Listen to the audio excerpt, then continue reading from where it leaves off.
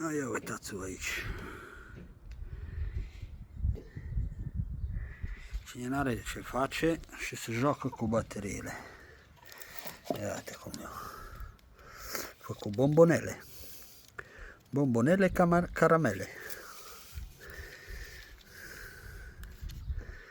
Bombonele caramele. Pus pe... Erau pe un... Ia sună, îmi pare, invertorul. Astea două pur și simplu aproape că au luat foc. Noroc că au descărcat presiunea. Să vedem cum s-au.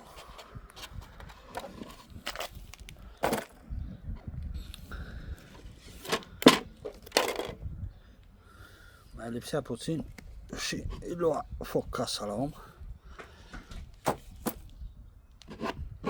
Că nu vor să înțeleagă, nu puneți baterii în bucătărie.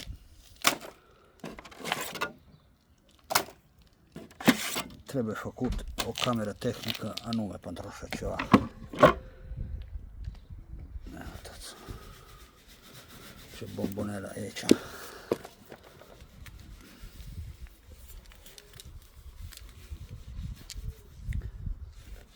Aveam montat un BMS JK.